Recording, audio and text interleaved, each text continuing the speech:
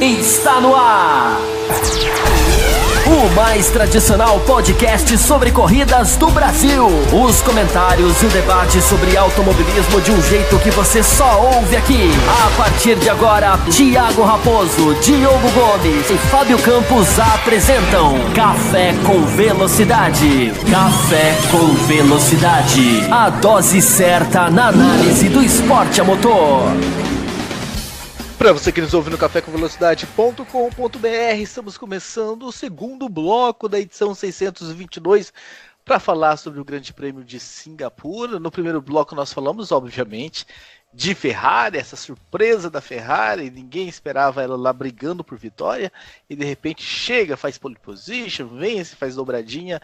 Então nós dissecamos todo este assunto no primeiro bloco, e agora no segundo bloco é hora da gente falar sobre os demais assuntos.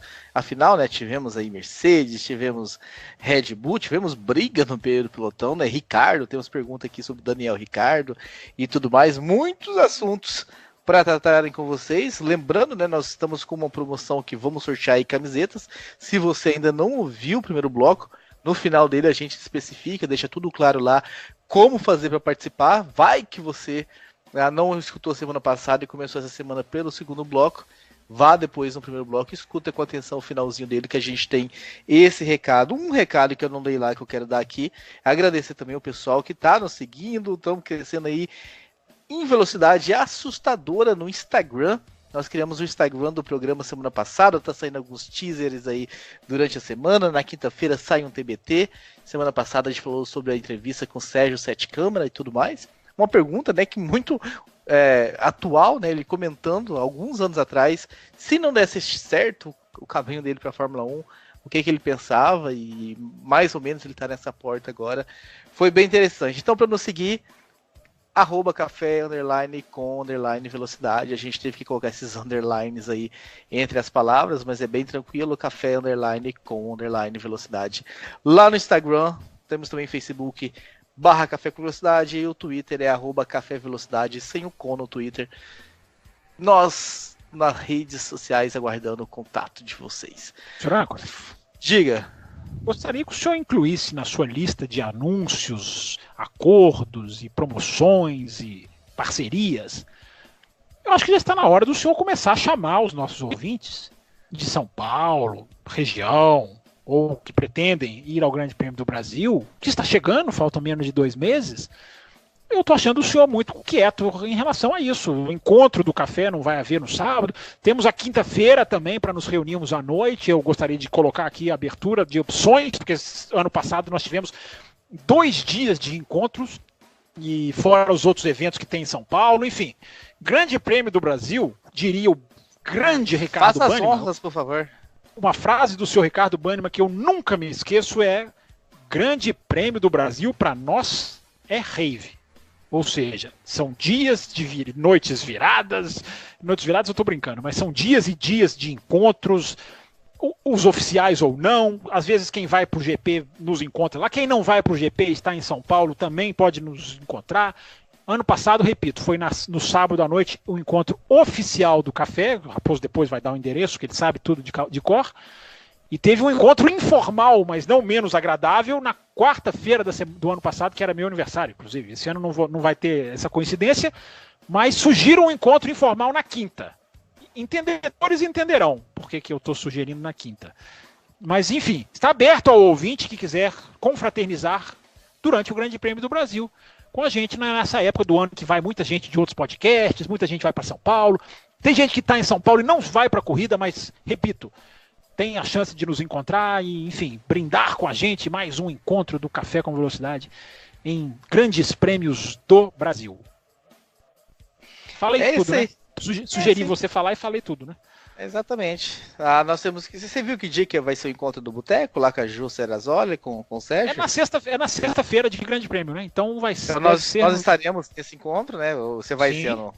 Sim. Nós estaremos neste encontro na sexta-feira, no sábado, pós-classificação, tipo 1 hora, 2 horas depois, a gente se encontra num barzinho ali bem agradável e tal, espaçoso e tudo mais. Próximo a Interlagos. Fica bem próximo do Mercadão de Santo Amaro. Quem conhece ali Santo Amaro é próximo a Interlagos e tudo mais.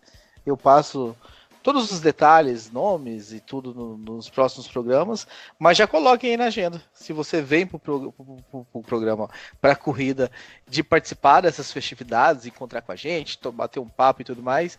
Se você não vem da corrida, mas é da região e quer se deslocar, não precisa ser necessariamente de São Paulo, né? A gente tem o Lucas Herrera, que por anos, né, foi para o encontro e não ia para a corrida. O ano passado foi a primeira vez dele na corrida, então serve de exemplo aí, de você ir lá, tirar umas fotos, beber uma junto e tudo mais. E quem é do programa e não vai é mais que bandeira preta e branca, né? É advertência séria, mais séria ainda, não é isso? Podemos começar a falar da Fórmula 1? Mas é isso, tá dando recado. Sempre tem esse encontro aí. Quem quiser participar, entre em contato com a gente. Na sexta-feira tem um encontro do Boteco F1 também. Se vocês entrarem no YouTube dele, está lá o detalhe do local que vai ser. Então, são vários e vários encontros. Realmente é uma semana bem marcante, uma semana muito interessante. Mas vamos começar a falar sobre corrida, sobre o que interessa, um assunto que nós esbarramos de forma muito superficial no primeiro bloco, mas que agora nós vamos aprofundar um pouco mais, Fábio Campos. Eu quero, inclusive, que o senhor cite, se possível, aí, o trecho do áudio da Mercedes para Valtteri Bottas. Inclusive, eu fiquei assustado, Raposo, na questão das transmissões, que eu tenho certeza que você anotou aí, a gente fala sobre elas daqui a pouquinho. Como a pessoa que acompanha a transmissão de Fórmula 1 no Brasil é desinformada na questão do rádio, né? Ela acaba sendo desinformada pela transmissão na questão do rádio. Mas daqui a pouco a gente volta nesse assunto, eu tenho certeza que o senhor anotou aí para não me deixar esquecer. A mensagem da Mercedes foi muito clara, né? Não foi código, não foi, né, o "is faster than you", não precisou de nada disso. Foi escandalosa porque o Bottas tinha acabado de voltar para a pista da sua parada e tinha acabado de fazer a melhor volta da prova. Que eu confesso, até fiquei de anotar aqui quanto era o tempo, mas acabei não fazendo. Mas independente disso, o tempo que a Mercedes pediu para ele virar é 1:48,8. Mas é assim, é uma distância muito grande da capacidade que ele tinha. A Mercedes o impediu de ultrapassar o Hamilton. Aliás, eu falei a frase errada. Não é que a Mercedes impediu de ultrapassar o Hamilton. A gente chegou num ponto tão ridículo no modo como uma equipe manuseia os seus pilotos do boxe, que nós não estamos falando de uma proibição de ultrapassagem. Não é a proibição da briga na pista que os burocratas do automobilismo alegam ser um risco, né? Não, nós não podemos ter o risco dos nossos dois carros pregados no muro, porque nós não estamos aqui para fazer corrida. Nós estamos aqui para fazer dinheiro. Então nós vamos impedir um carro de atacar o outro, porque afinal de contas, o que tem a ver com Fórmula 1? Um piloto atacar o outro na pista. Não tem nada a ver com Fórmula 1. Nós chegamos ao ponto de não ver isso, não ver uma proibição de briga na pista. Foi assumido, após a prova, a proibição da Mercedes ao undercut. Ou seja, a proibição da Mercedes à troca de posição nos boxes. Tamanho é um engessamento ao qual essa equipe chegou. Quem escuta o café há um pouquinho de tempo, não precisa ser muito, porque foi ainda esse ano, eu me lembro de vir aqui e falar as tais regras da Mercedes que os pilotos confessaram numa sexta-feira. Eu me lembro muito bem da frase que eu falei, que eu citei, aliás, do Hamilton, abre aspas. Nós temos regras que favorecem a dobradinha. Fecha aspas. Eu me lembro que anotei essa frase e trouxe aqui no café. A gente viu em Singapura o que são essas regras. Houve quem desdenhasse. A regra é dar espaço, a regra é... Não é. A equipe é cheia de regras e chegou ao ponto, repito, ouvinte, reflita você que é fã de Fórmula 1, você que assiste Fórmula 1 para ver disputa, você que gosta do esporte. Porque tem muito fã de Fórmula 1, não é, Raposo? Que não gosta do esporte. Tem muito fã de Fórmula 1 que prefere ver procissões, prefere ver a Fórmula 1 feita para as equipes do que ver a Fórmula 1 feita para ela própria. Tem gente que é assim, acha que a Fórmula 1 tem que ser ainda o pensamento dos anos 80, 90, que a Fórmula 1 é só desenvolvimento, que a Fórmula 1 liga com carro de rua, enfim, um pensamento que não existe mais. Mas para você, ouvinte, que assiste a Fórmula 1, buscando esporte, buscando ver disputa, buscando ver ultrapassagem, o ponto que a gente chegou. Uma equipe que não proíbe só a ultrapassagem, proíbe inclusive a troca de posições nos boxes. Essa é a Mercedes, que se tornou uma equipe covarde, ao invés de ter aprendido com o que aconteceu entre Rosberg e Hamilton e evoluído em cima daquilo, se aproveitado de como aquilo puxou a equipe para frente e criado ali algumas arestas para não chegar àquele mesmo ponto de guerra, a equipe resolveu virar de 8 a 80, ou de 80 para 8.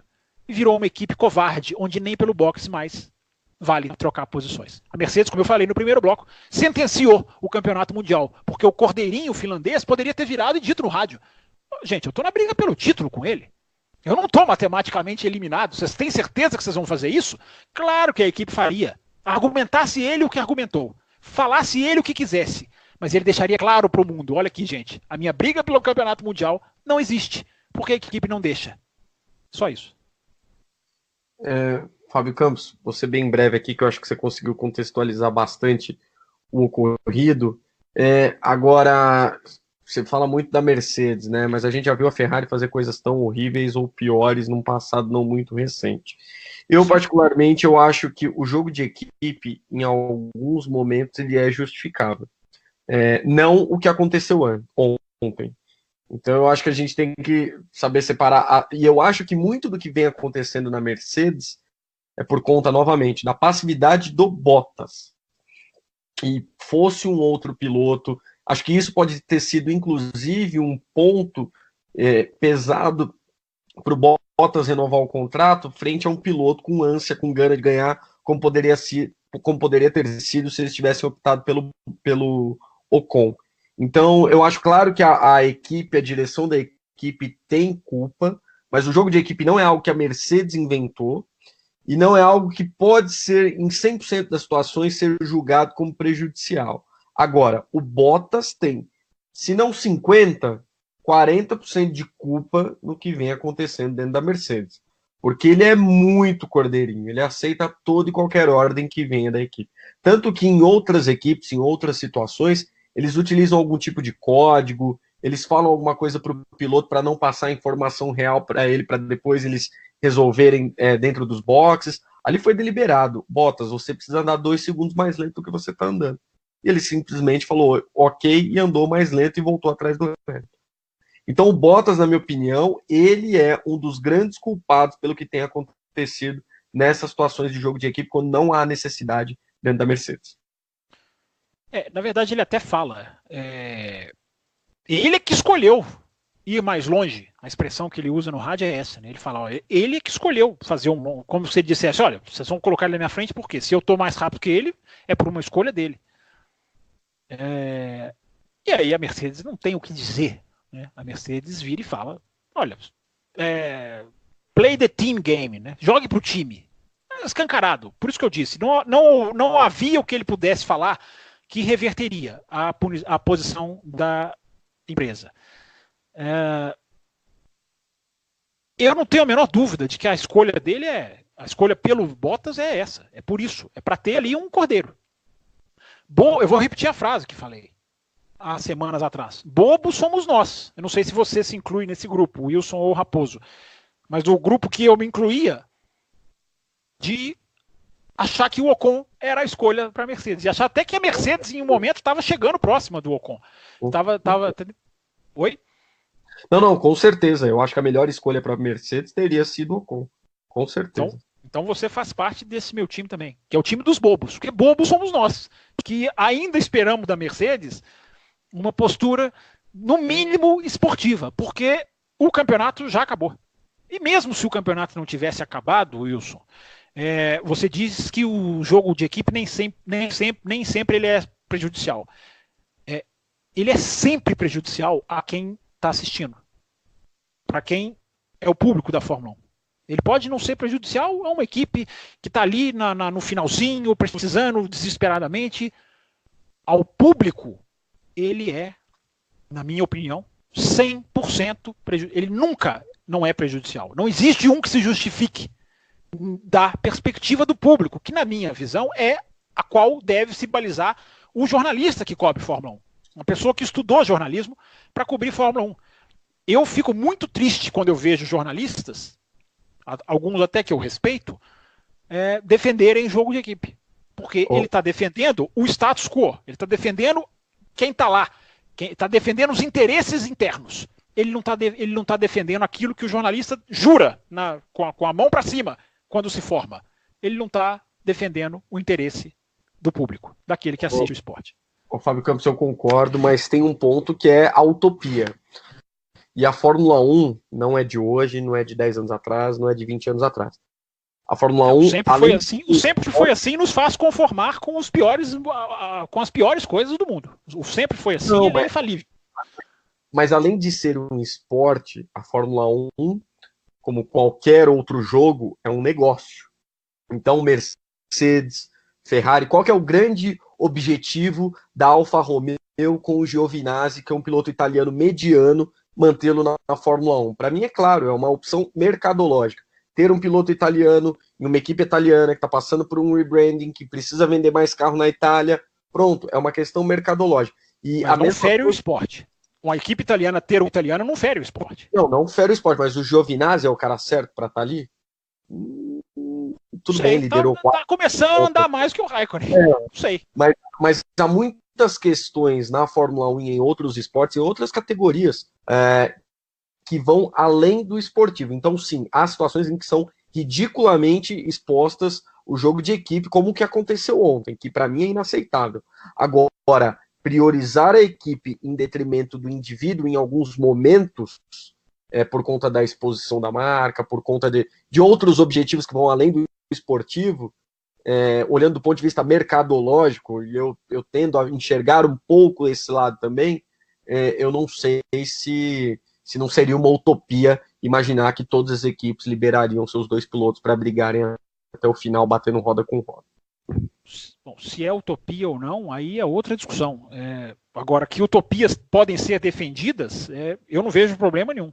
Eu repito, para mim é função de jornalista brigar pelo que é certo. Se vai acontecer ou não, não cabe ao jornalista. Tem muita gente que acha que o jornalista tem que resolver problema do esporte, da política, da cidade. Não. Jornalista serve para cobrir. Ele tem que apontar o que está acontecendo. A função do jornalista acaba aí.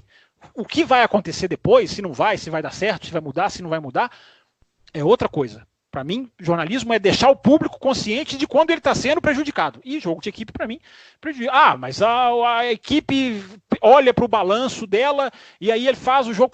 Ela está se dando bem.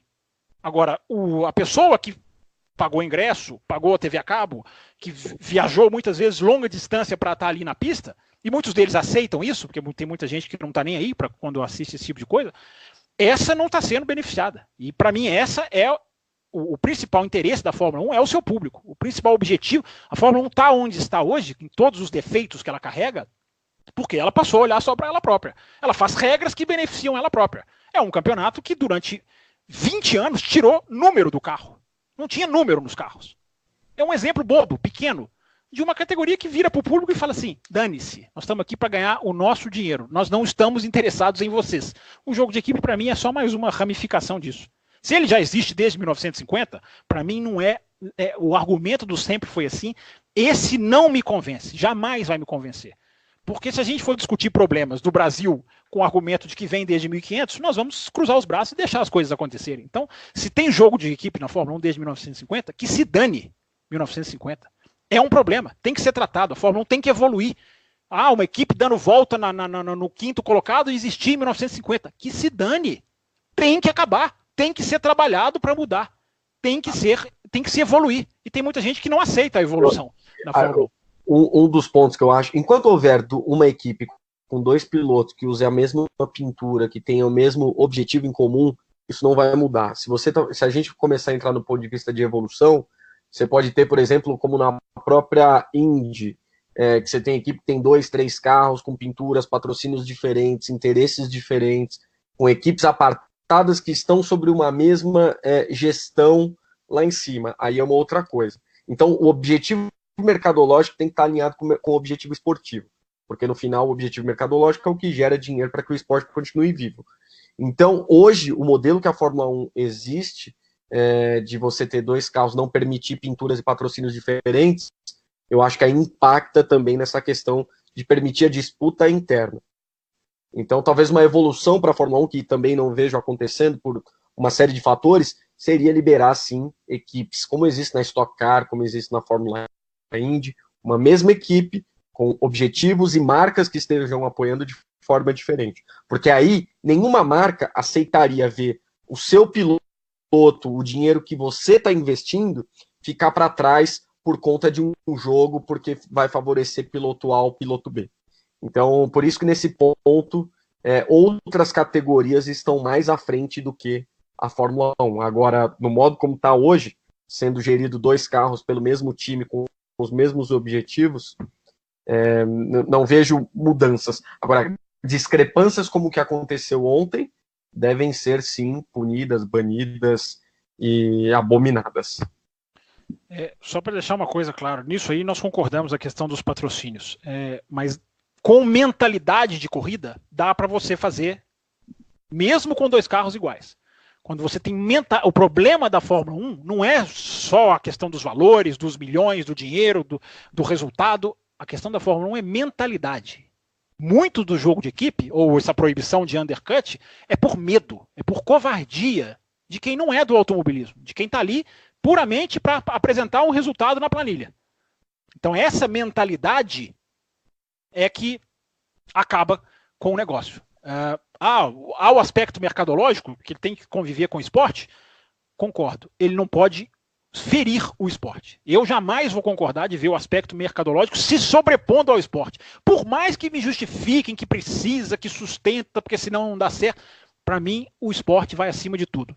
E eu dou um exemplo, onde se negociam milhões, onde é indústria de ponta de um segmento, onde tem interesses mercadológicos em todo o planeta. Chama-se MotoGP. Não venha me dizer que a MotoGP é menor do que a Fórmula 1. Claro que como tamanho de categoria mas no sentido de interesse, do dinheiro envolvido, do peso que o resultado tem, da força de marcas que estão lá envolvidas. É gigante. A MotoGP tem todos os interesses. Só que a MotoGP, da luz verde, da bandeira verde até o apagar das luzes, ou até a bandeira quadriculada, ela é esporte. A equipe pequena chega na frente da grande. A equipe satélite derrota a fábrica principal. Porque lá não existe a mentalidade tacanha, mesquinha, que reina na cabeça do senhor Toto Wolff. Lá não tem isso. E lá também tem muito, muito dinheiro envolvido. Não é pouco, não. É muito. Essa é uma discussão recorrente, que é importante, não é porque é recorrente que ela é desimportante, mas que a gente tem de tempos em tempos aqui no Café com Velocidade. Legal ter ideias e pensamentos diferentes para que a gente leve a você, ouvinte, aí, posicionamentos que o leve a refletir e a pensar sobre essa questão que o Wilson trouxe, de às vezes se justificar, às vezes consegue entender o porquê do jogo de equipe, e aí vem o Fábio Campos e fala que como telespectador não tem como se justificar, como empresa, com cabeça de empresário, talvez sim, mas não com cabeça de telespectador.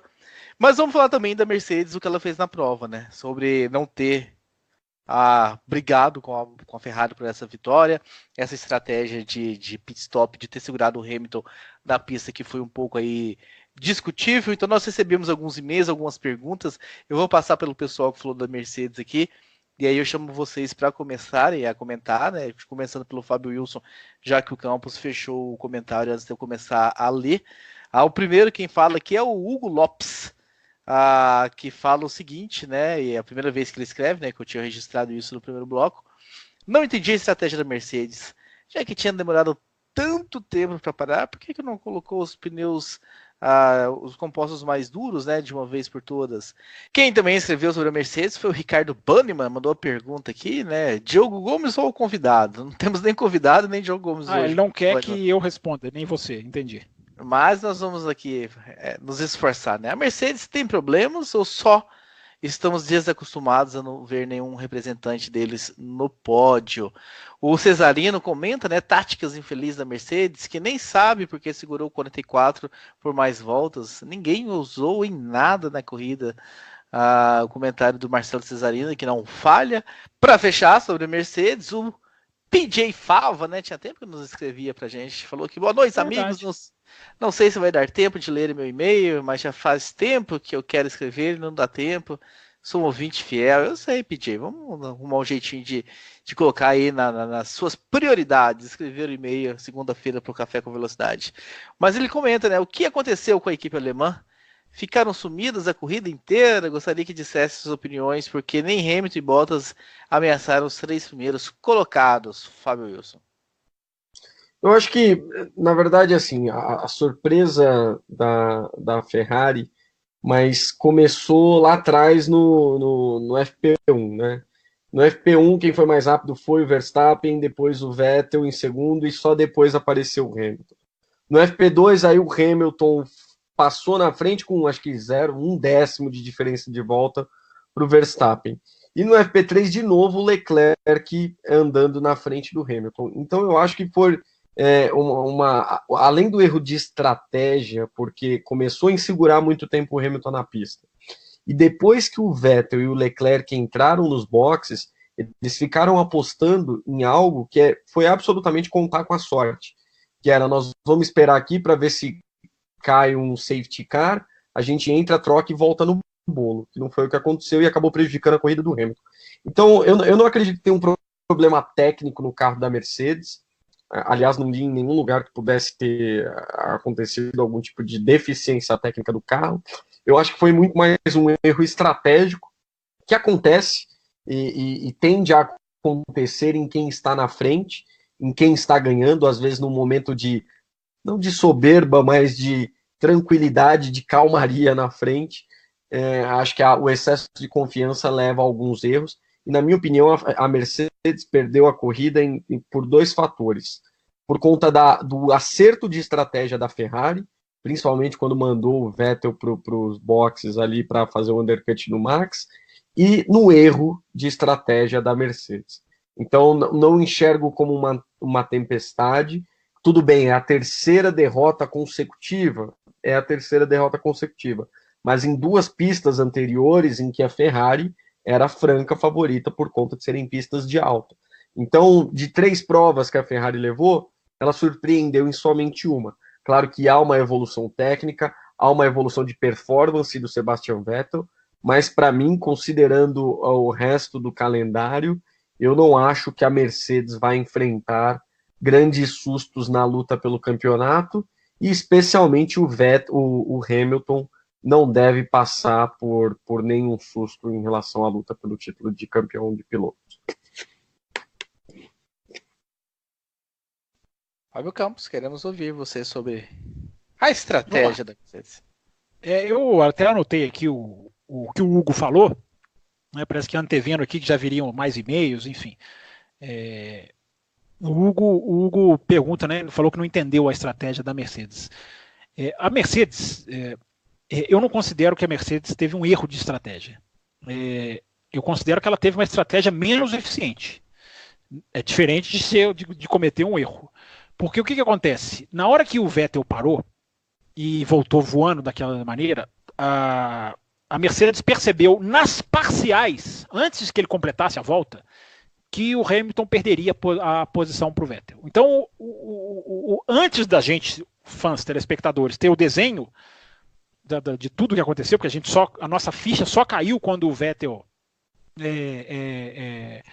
a nossa ficha só caiu quando o Vettel passou o Leclerc ali na saída do box, na saída da curva 3, mas a Mercedes já tinha percebido. Então, a Mercedes já optou por manter o Hamilton na pista, porque aí o jogo virou outro, porque aí, seria nas palavras do Toto Wolff, era tentar ganhar tempo com o pneu mais desgastado, mas, enfim, a pista livre, coisa que não aconteceu, mas que ninguém sabia que não ia acontecer dessa maneira. E jogar com safety car. Na hora que as 2 Ferrari já pararam, que o Verstappen já parou, se entra um safety car naquele momento, a corrida é da Mercedes. porque nenhuma das duas tinha parado.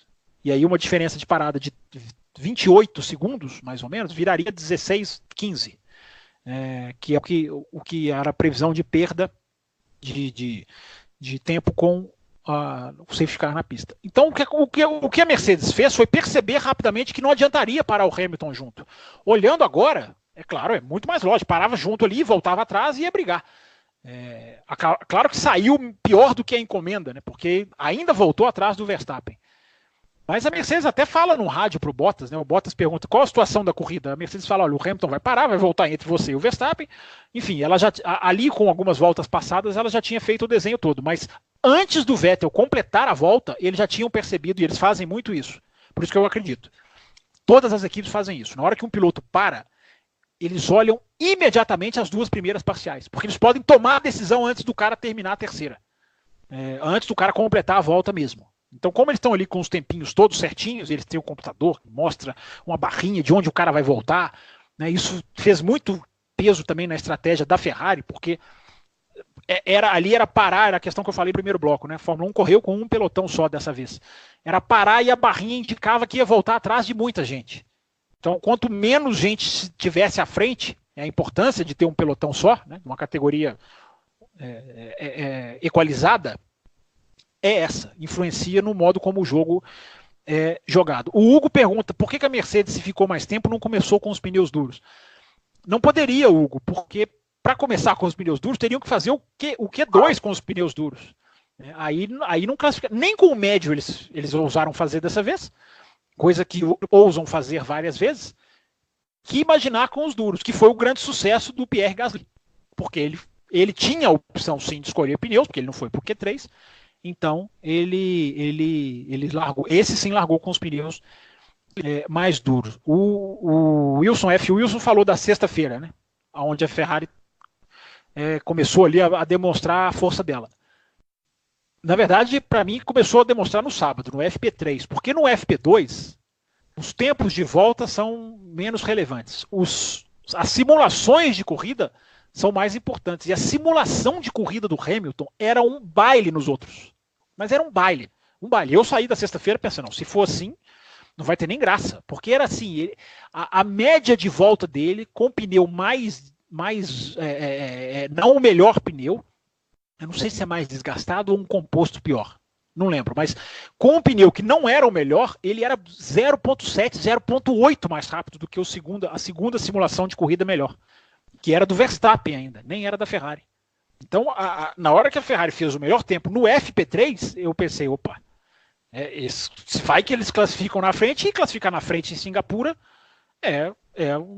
Antes dessa corrida, as últimas 3 com pista seca, os 3 primeiros tinham terminado do modo como largaram. As últimas 3 com pista seca. 2017 não era pista seca. É aquela que tem a batida da Ferrari com Verstappen, enfim. As últimas 3 com pista seca. Então, são essas as informações, Raposo. Alguns dados, alguns pensamentos a respeito dessa virada da Mercedes, que eu repito, eu acho que eles fizeram uma estratégia que realmente não foi a melhor. Olhando agora, era claro que poderiam ter parado rápido, mas jogaram ali com o safety car. Tentaram ficar 6, 7, 8 voltas e veio um monte de safety car, não é, Raposo? Só que veio no final da prova, não na hora que eles precisavam. Você não acha que para uma equipe que é atual pentacampeã do mundo, contar com o safety car, contar com a sorte para usar a sua estratégia e tirar algo que seja fator que eles podem controlar, não é um erro? Mas eles tomaram a decisão quando eles viram que o Hamilton não ganhava a posição do Vettel. O Hamilton estava em segundo e o Vettel era terceiro. Quando eles viram que o Vettel já tinha passado, não adiantava mais parar. Não adiantava mais. Exatamente. Eles falaram, se a gente parar aqui, nós vamos ser terceiro. Então vamos esperar um safety car. Não é, eu concordo com vocês, se chegar na prova e contar com o safety car, uma equipe com a força da Mercedes, eu concordo com você. Iniciar a prova contando com esse fator é muito ousado, embora o safety car ele é de 100%, o índice dele em Singapura. 100%. Todas as corridas tiveram safety car. Mas aí, como o Raposo falou, quando eles viram, perdemos a posição pro Vettel, então vamos tentar virar agora com a sorte, porque na técnica nós não vamos conseguir. Ainda tentaram, né? Porque o Hamilton ainda fala, não me parem agora. Tem um momento que o Hamilton fala, eu quero ficar, porque ele sentiu que os pneus estavam indo. Mas os pneus não foram. Fábio Campos, eu acho que pra gente não ficar mais uma vez em várias e várias programas na história do Café com Velocidade com promessas não paga, talvez seja a hora de você falar sobre a transmissão nacional e as transmissões. O senhor é um âncora, o senhor se tornou um âncora, o senhor era um âncora relapso. Agora, hoje em dia o senhor é um âncora atento, envolvido, que sabe conduzir o programa, uma coisa incrível. Inclusive os vídeos do Raposo no Instagram, eu recomendo. A chamada para o programa de hoje, eu não sei se ele escreveu, se ele estava lendo, porque parecia um veterano do jornalismo de 30, 40 anos. Aliás, ele é, né? 30, 40 anos de jornalismo, de Café com Velocidade, ele tem. Tem a ver, é bom falar da transmissão agora, Raposo, porque tem a ver justamente com isso, porque eu gosto sempre de acompanhar pelos dois canais ingleses, e eu só tive acesso a um, não foi culpa minha, só houve como acessar um dos canais nesse final de semana. Então, como eu estava reprisando a corrida em algum momento do domingo, eu pensei, vou assistir, vou gravar para ver depois, né? Mas enfim, vou pegar um trecho da corrida aqui, que era justamente o trecho crucial, porque eu fiquei curioso em saber como foi, como transmitiriam. O trecho crucial, que é, repito, da volta 15 até a volta 26, 27, porque o Vettel para na 19, o Verstappen para na 19, o Leclerc para na 20 e o Hamilton vai parar na 26. Ou seja, esse trechinho é o trechinho crucial da prova. Eu fiquei assustado, Raposo, com a transmissão. Fiquei assustado, porque toda a movimentação de rádio nesse período da prova foi importantíssima. A Mercedes falando para o Hamilton, olha, faz o contrário, né? Eles falam box opposite, né? Você faz o contrário do que ele fizer. Se ele entrar, você não entra. Se ele não entrar, você entra. A transmissão brasileira, Raposo, fala em cima do rádio? Eu fiquei na dúvida se isso era uma coincidência. Se isso era uma coincidência infeliz. Não, fala direto. O que acontece é o seguinte: eles esperam que o Galvão continua falando. Não sei, não foi o Galvão, parece, né? Não, foi o Luiz Roberto, que parece que narra a Fórmula 1 para crianças. Mas enfim. Mas eles falam sim, e eles meio que esperam que o Burt fica prestando atenção. Sim. Isso que o Burt é o tradutor, eu me lembro desde a época em que não existiam as transmissões alternativas de maneira fácil. Mas sim, eles falam em cima do rádio, porque não adianta para eles ouvir o rádio em inglês, porque eles têm que traduzir mesmo. Então eles continuam falando normalmente o rádio rolando, e assim que o rádio acaba, normalmente o Burt vem e comenta o que foi dito. Não sei se aconteceu nesse final de semana. Aconteceu, me assustou. Eu até fiquei pensando, falei, não, será que é nessa corrida? O cara não tá percebendo, às vezes não sei se aconteceu nesse final de semana, foi o Burt não voltar e traduzir. Não, teve vários que ele não traduziu. O do 1:48, o rádio crucial pro Bottas, olha, levanta o pé, passa desapercebido na transmissão brasileira. O que é fundamental para a corrida. É fundamental pro entendimento da corrida. Ele traduzir o rádio, eu acho uma grande vantagem, legal pegar a experiência dele até audível, né, de ter sido piloto e conseguir traduzir. Agora, você falar em cima do rádio, você está negando ao telespectador a chance de entender. Porque tem rádios que ele não entendem que são compreensíveis. São compreensíveis. Ele não é a única pessoa no mundo capaz de entender rádio.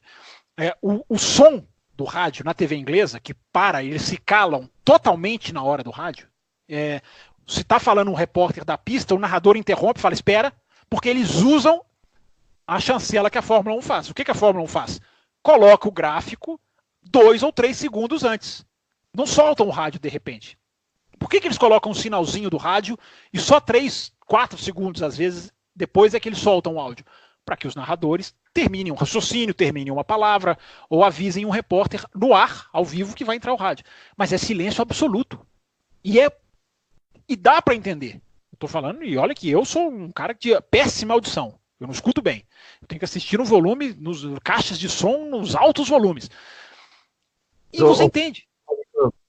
Oi, diga. Quanto por cento de quem está assistindo a transmissão, e não é desmerecendo, não é nada disso, mas da grande audiência da Globo, claro, pouquíssimo, sim. Pessoas têm o entendimento e vão entender minimamente uma palavra do que vai ser falado em inglês ali.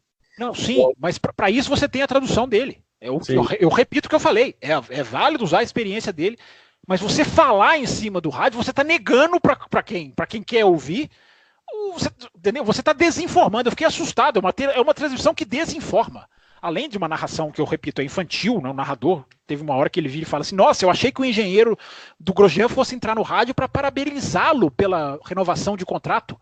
Eu pensei assim, gente, que universo vive um narrador que acha que o engenheiro vai entrar no rádio durante uma corrida para parabenizar um piloto? Ele deve estar sendo irônico, não é possível, né? E aí depois o narrador fala, não, porque eu acho que ele ia fazer isso para o mundo ficar sabendo de forma mais clara. Eu fiquei pensando, que nível de transmissão é esse? Que desinforma ao invés de informar. Eu concordo com você, Wilson. Tem que ter um tradutor. Evidentemente tem que ter. Agora, você não, na hora que você fala em cima do rádio, você está tirando a chance de milhões. Eu posso falar que milhões de pessoas têm condição de entender. Pode ser uma porcentagem pequenininha, mas você não pode fechar a opção de entendimento do rádio falando em cima dele.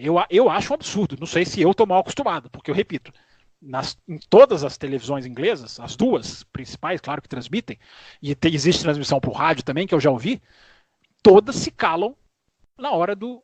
É um rádio mais audível na transmissão da Inglaterra. O rádio é mais alto. Agora, isso é problema que se resolve, na minha opinião. Diga, Raposo. Não, eu acho que eu entendo, porque a TV inglesa, fazer silêncio para ouvir um rádio em inglês, desde que a Globo não perdesse nenhum áudio Eles perderam vários nessa corrida. Aí eu te pergunto, Raposo, eles perdem sempre, porque eu repito, o 1,48 que a Mercedes manda o Bottas virar, passou desapercebido. Fora a tradução errada. Tem uma hora que o Ricardo vira para a equipe, que ele faz uma ultrapassagem bonita sobre uma Toro Rosso, se eu não me engano, e ele fala um palavrão, ele vira para a equipe e fala assim, vamos junto, vamos pessoal. O pessoal da tradução inglesa até falou, olha, ele está tentando contagiar a equipe. Foi traduzido errado. Foi traduzido como, olha, ele está reclamando de alguma coisa, só porque tinha lá o pi, né, do palavrão. Se você traduz errado, tudo bem, é um erro, é normal errar, o cara não tem obrigação de acertar, repito, é difícil de entender mesmo, ok. Mas se você fala em cima, você está tirando a chance de quem pode ouvir. Eu acho um absurdo. Eu repito, pode ser eu que estou mal acostumado, mas eu acho que você falar em cima do rádio é você desinformar. Eu só queria deixar isso. Eu acho isso tolerável. Não é tolerável perder, mas eles vão traduzir todos.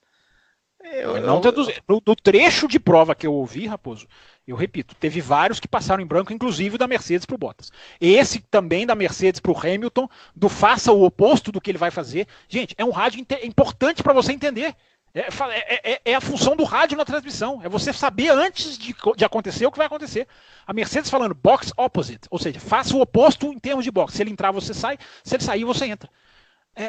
E você não traduzir isso é fácil para um cara que já pilotou de Fórmula 1. Mas isso eu estou concordando com você. Eu falei. Okay. Desde que eles traduzam todos, eu acho que tá tudo bem eles falarem em cima, porque senão ia perder muito tempo com o rádio, né? Eu acho que sabe o que falta no Brasil? Transmissão. É porque, só para complementar, a TV inglesa, por exemplo, não precisa traduzir o rádio. Mas eles traduzem, Raposo, você sabe que eles traduzem?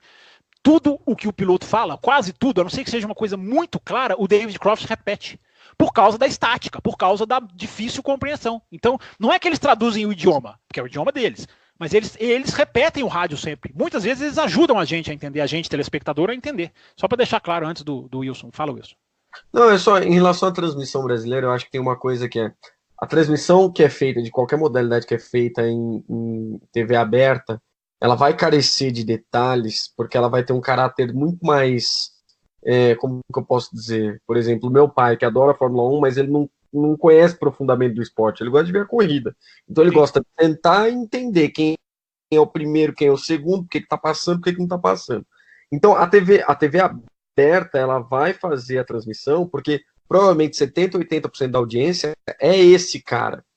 E o que falta no Brasil hoje, e aí não no Brasil por conta de direitos de transmissões, direitos comerciais, enfim, mas seria uma transmissão fechada, como da Fórmula 1 TV, que já tem lá fora, uma Sky Sports, que uma ESPN poderia comprar os direitos, enfim, um canal de esportes que transmitisse a corrida para o viés do aficionado pelo esporte. É a mesma coisa se eu estiver assistindo uma transmissão na TV aberta de ginástica artística, eu não entendo bulhufas de ginástica artística. Eu quero só saber o nome do movimento, o nome da menina que está pulando e a nota. Agora, se eu sou um cara que acompanha ginástica artística, eu quero entender o detalhe do movimento, o detalhe da manobra que ela está fazendo, e muitas vezes esse tipo de informação para o cara que está ali no domingo de manhã se divertindo, que não é o nosso caso, que a gente gosta, a gente leva isso um pouco mais a sério, pode ser um pouco pode ser um pouco maçante para ele, tanta informação técnica e perder um pouco do ponto de vista do entretenimento. E querendo ou não, quando você vai para domingo de manhã na TV Globo, assistida por milhões de pessoas, a grande audiência é isso, é o cara que está vendo café da manhã e parou na Fórmula 1 muito que por acaso. Está com a mulher, o filho, conversando, tudo e assistindo a corrida. Então tem um viés do... Qual que é o objetivo da transmissão? O objetivo da transmissão da Sky Sports e tem a questão do público inglês, que é um público muito mais como brasileiro para o futebol. Na transmissão aberta do futebol na Globo, você pode ir mais profundo na questão do esquema tático, de uma série de coisas, porque o brasileiro compreende isso. Assim como o inglês tende a compreender mais a Fórmula 1, assim como o americano, é só você ver as transmissões de NBA, que eu também acompanho bastante, na ESPN americana, como eles vão muito a fundo nas análises. Quando você vem para uma transmissão, por exemplo, de NBA para o Brasil, é muito mais voltada para o espetáculo, porque é um cara que o público que assiste NBA esporadicamente no Brasil não vai conseguir compreender com a mesma profundidade as análises que são feitas lá fora.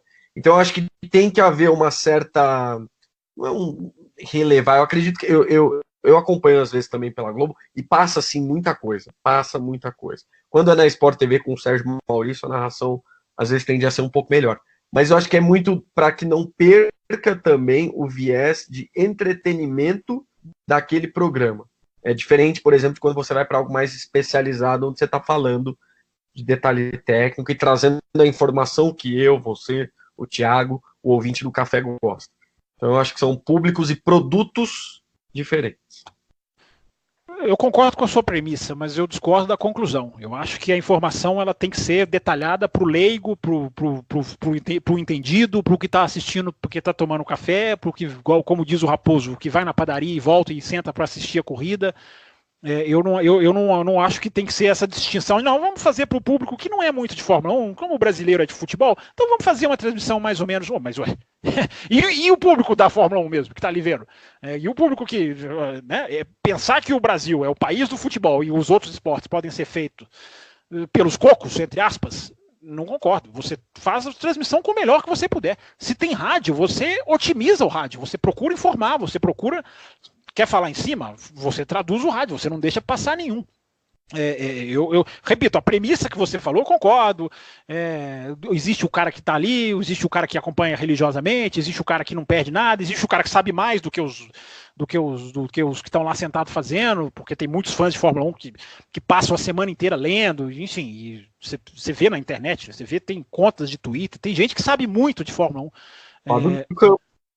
Não, esse não. Eu me coloco no lado de, como eu sou jornalista formado, eu me coloco no lado do profissional. Mas eu acho que tem que ser no alto nível para todos. Você citou um exemplo da ginástica. Se eu vou parar para ver a ginástica, eu quero ver o detalhe mínimo, eu quero a explicação do que é o dedinho, do que influencia na nota, do que... Eu acho que isso traz mais para o esporte. A transmissão da NBA que você citou, americana, é um ótimo exemplo. O cara fala ali da linha do que é a falta forte, o que ele pausa e tem uma sala com vídeo que ele mostra. Eu, que sou o maior fã de basquete, mais do que de automobilismo, até isso me pega. Mas eu não sou especialista, mas isso me pega. Então eu acho que a boa transmissão pega, ela serve para puxar o leigo, para puxar o seu pai, que você citou, ele pode ouvir um rádio desse e falar, opa, peraí, agora eu tô entendendo melhor como é que esse jogo é jogado. Então, peraí, agora eu tô entendendo o que essa equipe vai fazer. Que legal, eu tô sabendo aqui antes de acontecer. Eu acho que informação nunca é prejudicial. Então, só para deixar assim registrado. Claro. Outro assunto que chegou pra gente comentar, além das transmissões, que é um assunto também recorrente, mas que é muito bom sempre voltar nele. Aliás, as pessoas gostam, né, Raposo? As pessoas gostam quando a gente fala de transmissão. Sim, com certeza. Sempre dá pano pra manga aqui quando a gente traz esse assunto. Nós fizemos até um programa especial sobre transmissões no passado. Você lembra disso, Fábio Campos? Faz muitos anos, não? Podemos fazer outro. O que você acha? Um bloco especial... 10 pedidos a gente faz. O que você acha dessa promoção? O problema dessas promoções e dessas ideias é que a gente faz ela numa semana e esquece ela na semana seguinte. Não, os ouvintes não nos deixarão, né? Os ouvintes não nos deixarão esquecer. E por falar, inclusive, eu tô devendo para eles e vou pagar. Já tô em trabalho de pré-produção de cafés expressos, inclusive. Não, programa especial de férias, já temos um tema. Aí, ó, bem lembrado. O Andy Tavares, que nos escreveu aqui, só para falar do YouTube, que gostou bastante, ele fala assim, fala pro Fábio Campos que eu sou o Anderson Tavares, que mora nos Estados Unidos, e há 5 anos eu mandei um e-mail falando sobre as transmissões da ESPN americana e tal. Lembro disso, lembro. Faz 5 anos esse e-mail, eu lembro desse e-mail, sim. Ele detalhou, eu acho que faz menos de 5 anos, foi quando a ESPN comprou da NBC os direitos, acho que isso faz 2 anos e pouco. Ele escreveu 5 mesmo, Raposo? Ou você tá. Faz menos, hein, Anderson? Mas legal, Anderson. Que bom que você está aí ligado com a gente. Então você deve ter gostado desse assunto aí. A gente voltou a falar de transmissões.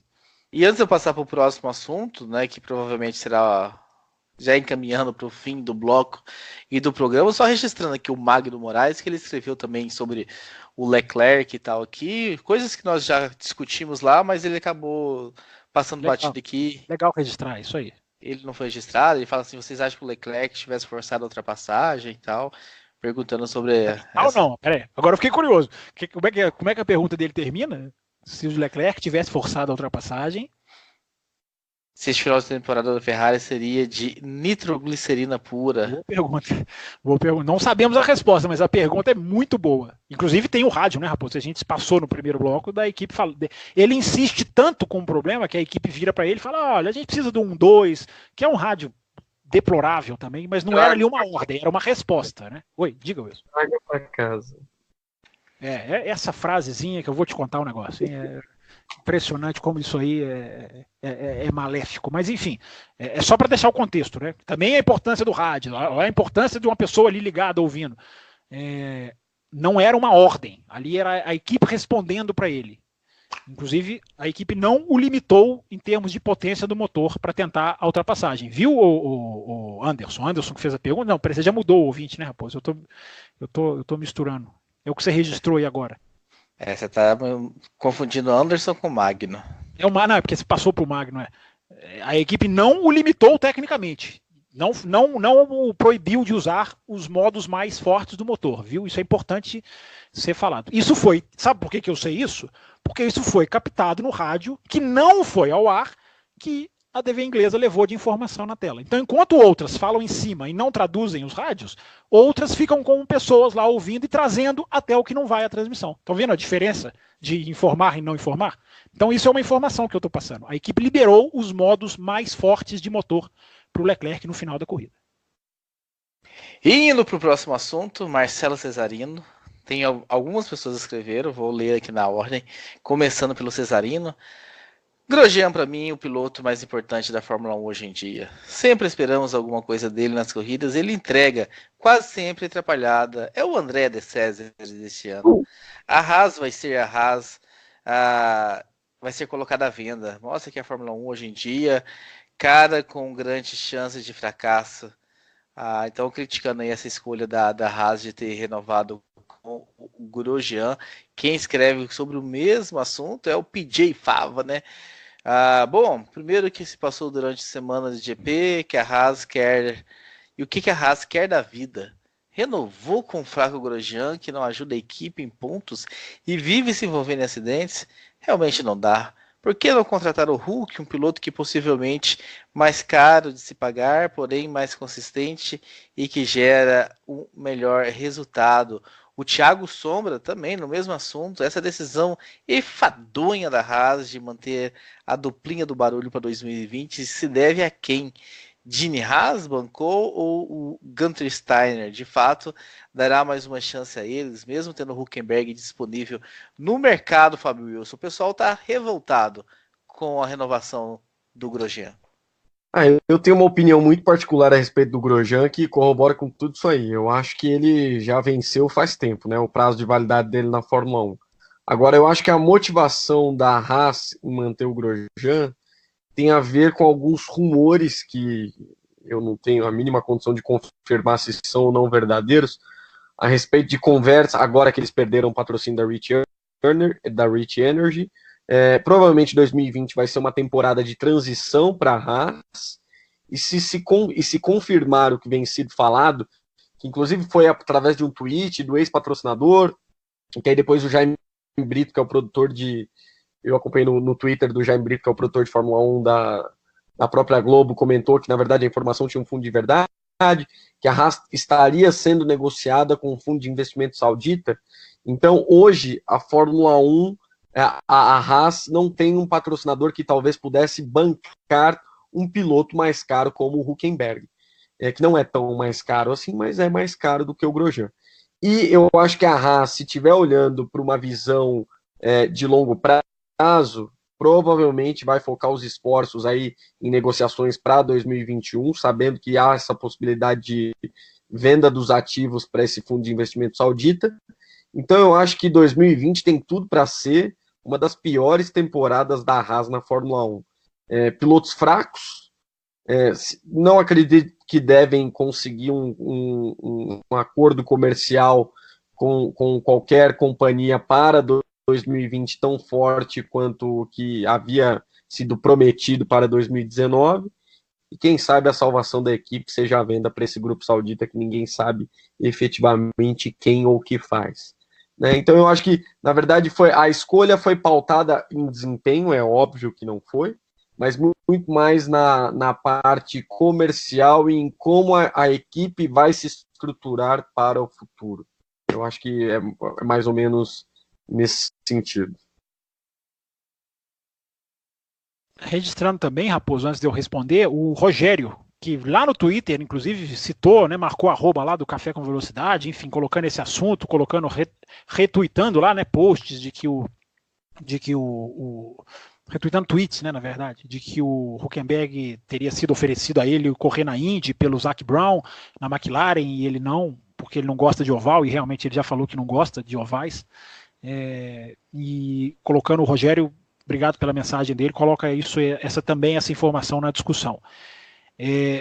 Eu acho que os ouvintes, pelo menos os e-mails que você leu, Raposo, estão esquecendo que na Fórmula 1 existe uma coisa chamada negociação. Está todo mundo cravando, nossa, escolheu o Grosjean, que absurdo, nossa, como podem? A Haas não conseguiu fechar com o Hülkenberg.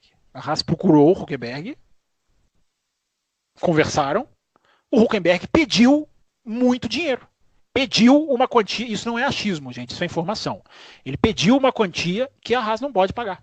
Simples, o Hülkenberg, se quisesse realmente guiar para a Haas, ele baixaria a pedida dele. Ele deu uma entrevista na Itália dizendo que não ficaria na Fórmula 1 a qualquer custo. Eu achei que ele estava falando da Williams. Eu achei que era uma indireta da Williams para onde ele já realmente não vai. Parece que não vai. Ou talvez agora mude, mas antes estava completamente, digamos, desconsiderando essa opção. Já que o caminho dele é natural, o mais natural seria ele ir para Alfa Romeo. Aí vai depender da força da Ferrari, que, né, não se sabe se vai liberar o Giovinazzi, que está lá pela ligação com a Ferrari, enfim. Mas na Alfa Romeo ele estaria numa equipe em que em 2013 ele foi muito bem, um dos melhores anos dele, estaria com o Fred Vasseur, que foi o seu capitão nas categorias de base, enfim, existe um contexto para ele ir para lá. Mas isso é importante deixar registrado. O Hülkenberg não foi preterido da Haas do Unity. Não foi que a Haas virou e falou assim, eu tenho o Hülkenberg, eu tenho o Grosjean. Quer saber, eu vou ficar com o Grosjean. Não foi bem assim. Eles queriam o Hülkenberg. O Hülkenberg não baixou o preço, a equipe não tinha condição de pagar. E só segundo o site gpfans.com, o salário do Hülkenberg hoje é quase o triplo do salário do Grosjean, tá?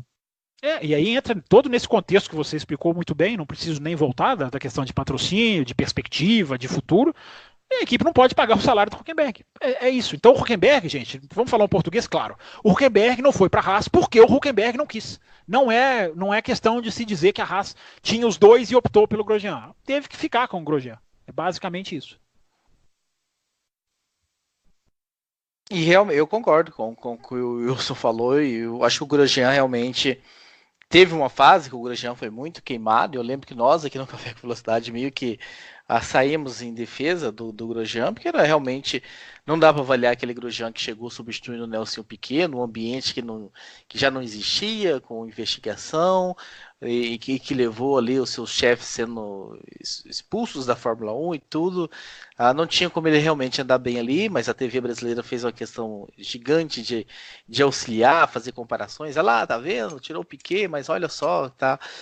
Deu um passo como atrás. Se fosse assim, né? O nosso é tão bom quanto ele, né? Sendo que a categoria do Nelsinho Piquet não chega aos pés da categoria do Grosjean, cá entre nós, né? Deu passo atrás, foi na GP2, conquistou o título da GP2, voltou à Fórmula 1, andou bem com o Kimi, né, lá na Lotus e tudo mais, mas de 2 anos pra cá, convenhamos, né, reclama demais, xinga demais, dá piti demais, entrega de menos, então... Ele tem uma vantagem técnica, Raposo, que a Haas admirou muito. Ele liderou a equipe esse ano de falar, vamos fazer 3 provas com o carro da Austrália, para a gente aprender. A equipe foi, a equipe considera que aprendeu e passou a admirá-lo por isso, pela liderança que ele fez na parte técnica.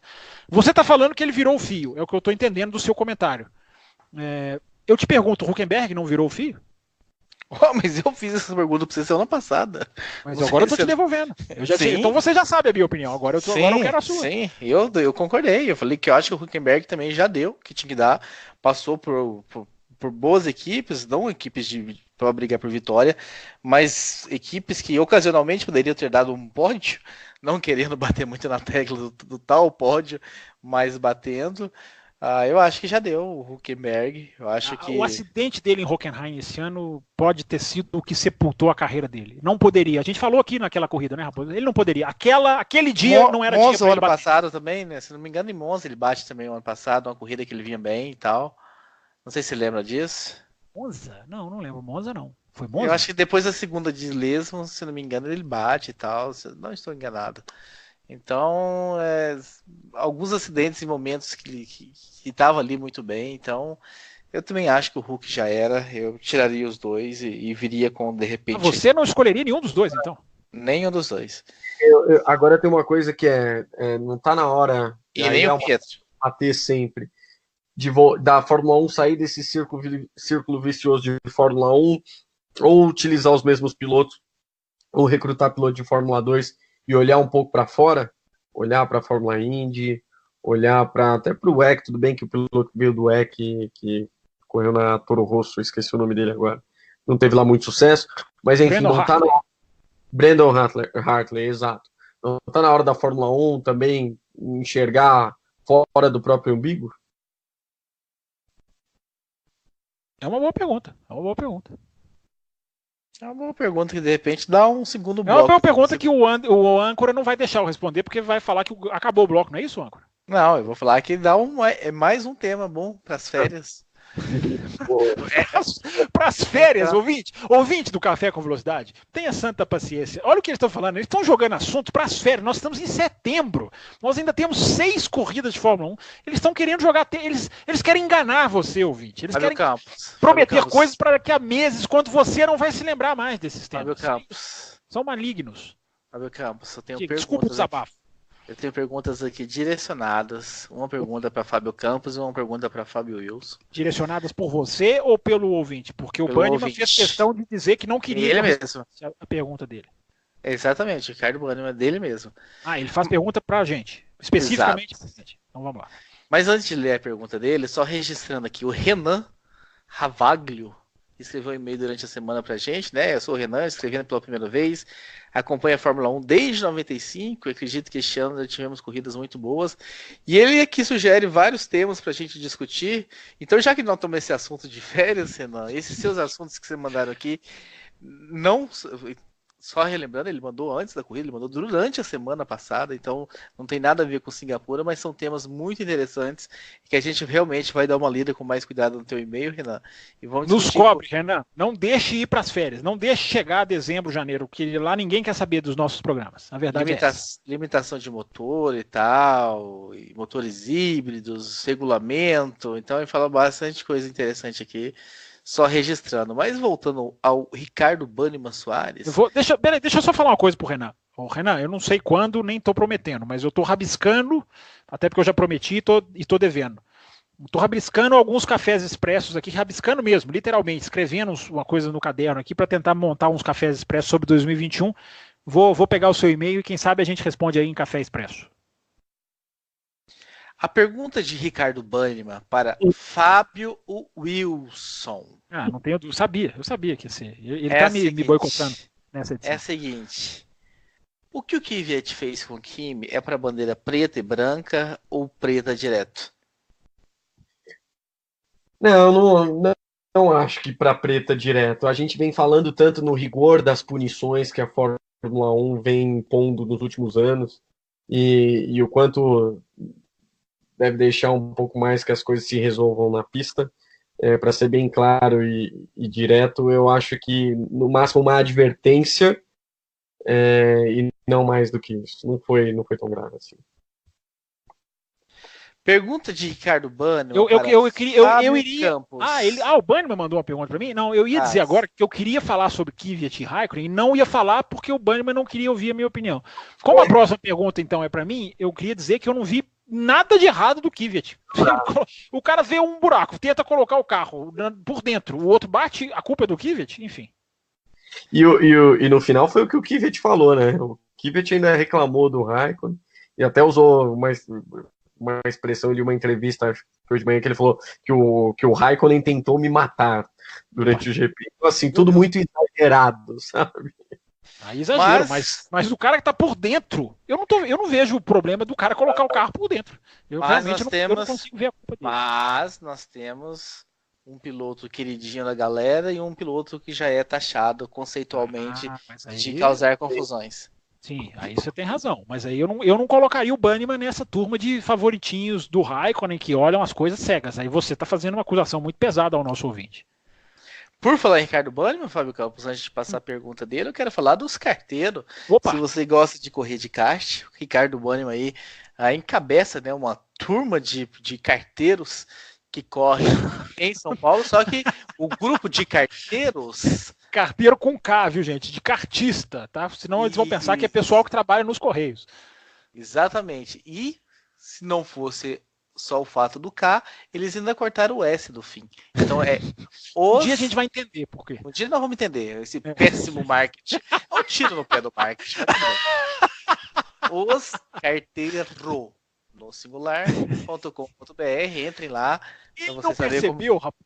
Como é difícil pra gente divulgar a mensagem aqui apenas via áudio, sem imagem. É impressionante, ele não percebeu como ele dificulta a nossa vida. A gente tem que corrigir todas as vezes. Todas as vezes a gente tem que explicar, porque senão o cara vai escrever errado, vai achar que a gente tá comendo S. É um absurdo, é incrível isso. Mas a pergunta que o Ricardo Banniman faz pra você é o seguinte. Melhor... Eu te cortei como acessar os carteiros, você ia dizer, só pra você finalizar o comercial. Eu falei, oscarteiro.com.br. Se você é da região de São Paulo, aí o interior aqui próximo da cidade de São Paulo, quer encontrar sua turma de kart, entre lá, uma turminha mais ou menos, mas que vale a pena. Só as datas desse calendário dele é que precisam ser modificadas, não tá legal. As datas que ele anda marcando para essas corridas aí. Eu também acho. É muito, muito, muito complicado. Pergunta: melhor o Ricardo ter dado show 100 pontos ou seria melhor ter ficado quietinho e ganhar ao menos 1 ponto? Essa pergunta é para mim ou você está direcionando ela? Não, tá escrito aqui, Fábio Campos, espaço, tracinho, espaço. Okay. Banniman, não há nenhuma garantia de que se ele ficasse, entre aspas, quietinho, ele marcaria ponto. Tudo bem, ele estava ali encaminhando, aí bate, né, que tem um problema ali e sai. Mas a gente não sabe o que poderia acontecer 2, 3, 4 curvas, 4 voltas depois, enfim. O Ricardo ele fez umas 2 ultrapassagens durante a corrida, aliás, nem foi a mais bonita foi do Gasly. Fez a ultrapassagem mais bonita da prova. Levou-lhe 2 curvas, eu não sei se é uma Racing Point, uma Haas que ele ultrapassa, enfim. Mas ele começa por fora. A ultrapassagem do Gasly, eu falho em não ter anotado aqui exatamente quem eram os pilotos envolvidos, mas foi a mais bonita. Mas o Ricardo faz 2 ultrapassagens que são um primor no comecinho. Então, ele é um show, o o Banniman. E muitas vezes o show dele de ultrapassagens dá resultado. Ele ganhou já corridas assim, quantas? Ele ganhou de um modo que se ele não ultrapassasse, ele não ganhava. Então, cuidado, Banniman, para não arrastar essa discussão para um lado. Não estou dizendo que você quis fazer isso, mas às vezes as discussões acabam ganhando um contorno de que não, seja mais comedido e marque pontos. Se você for arriscado, você não marca. Não. Lembre-se que as vitórias dele são no modo Ricardo, digamos assim, no modo arriscado. E não dava para prever. Eu acho que ele não fez nada assintoso, ele veio para cima, veio ultrapassando. Tem o rádio que eu já citei, ignorado pela transmissão brasileira, em que ele fala, mal traduzido na verdade, que ele fala, vamos gente, nós não estamos aqui para 3 pontinhos, né? Nós estamos aqui para correr. E, enfim, é o espírito dele. É bom para a Fórmula 1, Banniman. É o que a gente estava discutindo aqui contra o jogo de equipe. Para o público, é bom ter um cara como o Ricardo, não há a menor dúvida. E é isso então, meus caros. Edição 622 chegando ao fim. Espero que tenham gostado. Espero que sigam a gente aí, por onde a gente está. Eu passei a listinha ao longo do programa, mas vou repetir rapidamente aqui. youtube.com/café com velocidade. Estamos também no Spotify e no Deezer. No Spotify fazendo uma promoção que vale camiseta. Se você entrar lá no seguir e mandar um print de que você está nos ouvindo por lá no cafécomvelocidade@gmail.com, você entra na lista de sorteio de camisetas. Estamos no Instagram, no @café_com_velocidade. A gente criticou o Ricardo Banniman, mas que nome terrível também para divulgar aqui esse Instagram. O Facebook /Café com Velocidade. No Facebook a gente tem tanto a página quanto o grupo. Inclusive hoje eu descobri que Fábio Wilson não estava no grupo, mandei o convite para ele. O Fábio Wilson segue no Twitter o Café Velocidade, não? Boa pergunta. O Fábio Wilson segue o @Thiago Raposo, o @Campos FB? Não, ele não quer saber dessa gentinha, não. Campos FB, Thiago Raposo, ele segue só Gaviões da Fiel. Vai, Curi. E o Twitter também, @Café Velocidade. Só lembrando que no Twitter não tem o com, né? Numa época que existia limitação de caracteres, hoje eu não sei se ainda tem, mas antes não podia nomes. Se tem, é um problema essa limitação de caracteres, dá uma dor de cabeça, mas são mais caracteres hoje em dia. Hoje em dia tá mais liberado. Então o Twitter é só @Café Velocidade. Então encerrando o bloco número 2, edição 622. Não deixe de escutar a primeira edição, não deixe de participar da promoção do Spotify, de nos seguir lá no YouTube. Precisamos de números, precisamos de gente nos seguindo para a gente ganhar mais algumas coisinhas no YouTube. Você que ouve o programa pelo YouTube no Velocidade.org, atualize, porque logo logo a gente vai parar de publicar nesse canal e vai publicar apenas no /Café com Velocidade no YouTube. Então é isso para vocês, um abraço. E a gente se vê já na próxima semana aí para comentar muito mais sobre Fórmula 1. Tem Rússia semana que vem já. Exatamente. Então a gente não desacelera, continua aí com o pé na tábua. Semana que vem a gente vem com um belíssimo programa. E acompanhe durante a semana aí. Todos os dias está saindo algumas coisas, uns teasers legais lá no Instagram. Acompanhe aí, dê uma sugestão de vocês e tudo mais. Um abraço, a gente se vê semana que vem. Tchau, tchau.